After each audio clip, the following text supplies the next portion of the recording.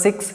Write some examples of rational number in the form of p by q with no common factor other than 1 having terminating decimal expansion. What property q must satisfy? ठीक है, तो हमें कुछ examples लिखने हैं rational number के जो कि हमारे पास क्या है, p बाई क्यू फॉर्म में होने चाहिए और क्या साथ ही साथ with no common factor other than 1, मतलब p और q हमारे क्या को प्राइम होने चाहिए। अब ये को प्राइम क्या होता है, मैंने आपको फर्स्ट वीडियो में बताया था। कॉमन को प्राइम नंबर्स क्या होते हैं, two numbers having common factor equals to 1, ठीक है, मतलब कॉमन फैक्टर 1 होना चाहिए, उसके अदर देन कुछ और होता है तो फिर वो हमारे को प्राइम नहीं होते। तो मतलब क्या है, पी और क्यू हमारे को प्राइम होने चाहिए। तो मैं ऐसे कुछ एग्जांपल्स लिखेंगे, तो उसमें क्या है कि other than 1 having terminating decimal expansion, मतलब उनमें क्या टर्मिनेटिंग डेसिमल एक्सपेंशन होना चाहिए। तो ऐसी कंडीशन के लिए जो क्यू है वो कैसे रिस्पॉन्सिबल है और क्यू की क्या प्रॉपर्टी है जो मतलब इसको ऐसा करने पे मजबूर करती है एक तरीके से। पहले हम एग्जाम्पल लिख लेते हैं, तब फिर समझ आएगा क्वेश्चन क्या है। ठीक है, एग्जाम्पल्स हम देखते हैं। तो हमें कुछ ऐसे एग्जाम्पल लेने जिसमें क्या है हमारे पास कि p और q को प्राइम होनी चाहिए, मतलब कॉमन फैक्टर 1 ही होना चाहिए, उसके अदर देन कुछ नहीं होना चाहिए। चलो ये हम लोग लिख लेते हैं 2/5, एक हमारे पास ये आ गया। ठीक है, इसको ना 22 लिख लीजिए, थोड़ा सा ये एकदम सिंपल सा लगता है। ठीक है, फर्स्ट ए हो गया। दूसरा ले लेते हैं कुछ और हम लोग, क्या 7/3। ठीक है, तीसरा हम कुछ ले लेते हैं हम लोग क्या 4/नहीं, हम लोग ले लेते हैं 11/8। ठीक, और कुछ ले लेते हैं क्या 13 ले लेते हैं, 13/10 ले लेते हैं। ठीक है, कुछ और भी जो आपके मन में है वो आप ले सकते हैं, ऐसा कोई रेस्ट्रिक्शन नहीं कि मैंने जो लिया वही आप लेंगे। ठीक है, और भी कुछ ले लेते हैं हम लोग। चलिए हम ले लेते हैं 19/3। ठीक है, कुछ और लेते हैं हम लोग 17/25। कुछ और लेते हैं 18/11। ठीक है, एक और ले लेते हैं, फिर अपना आप अपने अकॉर्डिंग करते रहना 19/13, ऐसा कुछ भी। ठीक है, तो इसमें हम लोग डेसिमल एक्सपेंशन पहले तो ये देख लीजिए कि ये हमारे ये इस कंडीशन को फॉलो कर रही है कि नहीं। क्या examples of rational number in the form of p by Q, देखिए सारे के सारे p बाई क्यू फॉर्म में है। और देखिए where p and q are integer, देखिए सारे के सारे क्या इंटीजर है, कोई भी हमारे पास ऐसा जीरो नहीं है या कुछ और नहीं है, पॉइंट में कोई नंबर नहीं लिया है।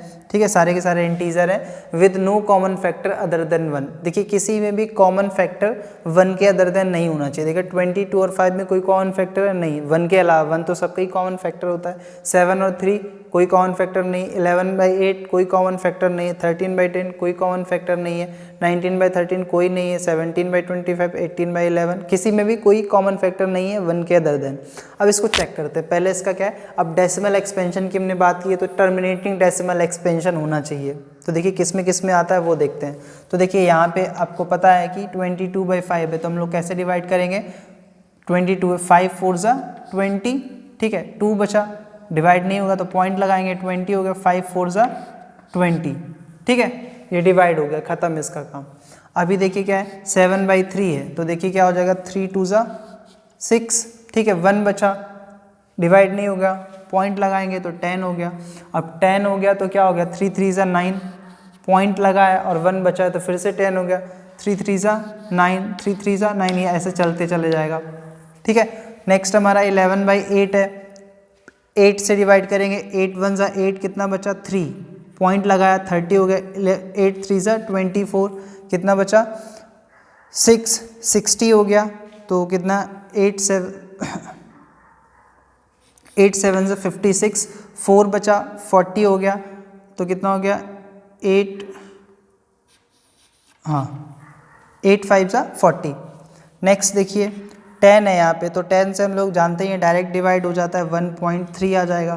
ठीक है, नेक्स्ट हम देखते हैं यहाँ पे 3 6 18, 1 बचा, कितना हो गया पॉइंट लगाया 10 हो गया, 3 3 ज़ा 9, फिर से 1 बचा, पॉइंट लगाया तो 10 हो गया, 3 3 ज़ा 9, 3 3 ज़ा 9, ऐसा चलते चला जाएगा।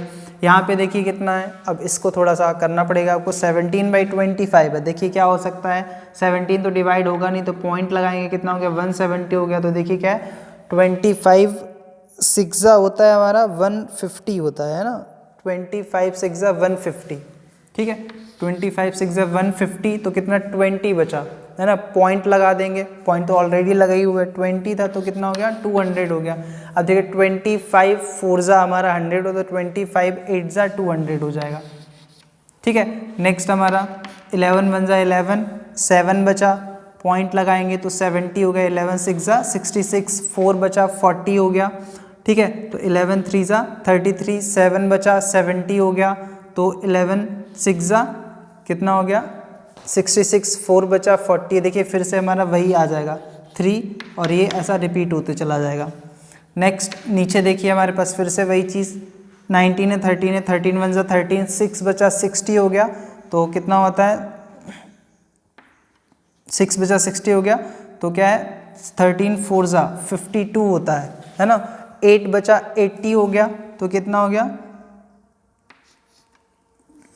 13 6 78 होता है। 2 बचा 20 हो गया, 13 1 13 है ना, तो कितना 7 बचा 70 हो गया, तो कितना 13 5 65 50 हो गया, 13 3 39, 11 बचा तो कितना हो गया 110 हो गया, तो कितना हो गया 13 8 104 होता है, तो कितना 6 बचा 60 हो गया, ठीक है। तो 60 हो गया है, तो 60,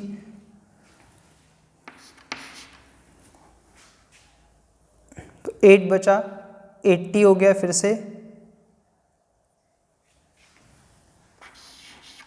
अभी देखिए यहाँ से ये रिपीट हो रहा है ना, तो ऐसा ये रिपीट होता चला जाएगा। हम लोग करेंगे इतना, यहाँ से इतना हमारा ऐसा रिपीट हो रहा है, ठीक है। तो सारा हमने देख लिया, और बाकी एग्जांपल्स आप खुद से अपने आप से लिख लेंगे, ठीक है, तो आप कर सकते हैं। तो अभी देखिए यहाँ पे कुछ हम लोग दिख रहे हैं, ठीक है, क्या है ये देखिए हमारा टर्मिनेटिंग, ठीक है, ये हमारा नॉन टर्मिनेटिंग, इसको हटा देते हैं, ठीक है, ये हमारा टर्मिनेटिंग, ये हमारा टर्मिनेटिंग, ये हमारा नॉन टर्मिनेटिंग, ठीक है, ये हमारा टर्मिनेटिंग, ये हमारा नॉन टर्मिनेटिंग, ये हमारा नॉन टर्मिनेटिंग, ठीक है। तो हमें सिर्फ टर्मिनेटिंग वाले से मतलब है, देखिए क्या दिख रहा है, हैविंग टर्मिनेटिंग डेसिमल एक्सपेंशन, ठीक है। तो जिसमें टर्मिनेटिंग डेसिमल एक्सपेंशन हम सिर्फ उसकी बात करेंगे, तो ये हो गया हमारे पास, ये हो गया, ये और वो। तो इन चार में देखिए क्या है, क्यू के बेसिस पे ही हम इसको टर्मिनेटिंग या नॉन टर्मिनेटिंग बता सकते हैं, क्यू की एक प्रॉपर्टी होती है। तो देखिए यहाँ पे क्या है कि जो क्यू है ये आपका पी, ये क्यू देखिए ये हमारी 5 की पावर्स में है। यहाँ देखें ये क्या है, यहाँ पे ये जो क्यू है ये क्या है, क्यू जो है वो 2 की पावर्स में, ठीक है। यहाँ पे क्या है 5 की पावर्स में, ये 2 की पावर्स में। यहाँ देखिए क्या है 2 × 5 की पावर्स में, ठीक है। यहाँ पे देखिए क्या है 5 × 5 की पावर्स में, मतलब एक तरीके से, ठीक है। तो यहाँ पे देखिए हम लोग ऐसा बोल सकते हैं कि देखिए कि जो हमारे पास Q होता है, किसी भी हमारा P/Q फॉर्म में, किसी भी रेशनल नंबर में जो P/Q फॉर्म जो हमारे पास होता है, तो Q की एक प्रॉपर्टी होती है, यहाँ पे हम लोग स्टार करके लिख देते हैं, आप नोट कर लेना क्या है कि अगर हमारे पास टर्मिनेटिंग डेसिमल एक्सपेंशन है, ठीक है, तो क्या हो जाएगा Q must arranged in the powers of 2 to the power n and नहीं, और 5 to the power m, ठीक है, and 2 to the power n और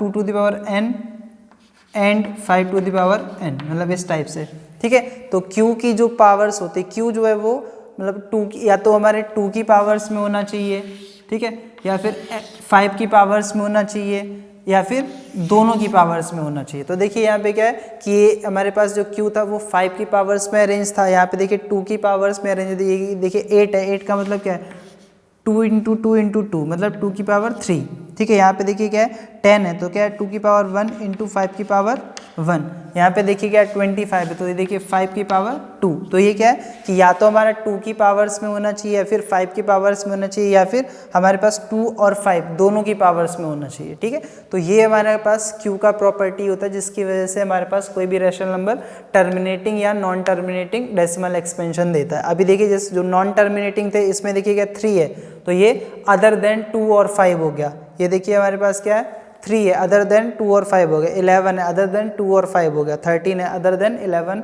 2 और 5 हो गया, इसलिए ये हमारे पास क्या नॉन टर्मिनेटिंग था। आई थिंक आपको समझ आ गया होगा, आप इसको नोट कर सकते हैं। Hope you like this video, please watch again and share to all. If you have any problem, any query, any doubt, please comment. Okay, thanks for watching this video.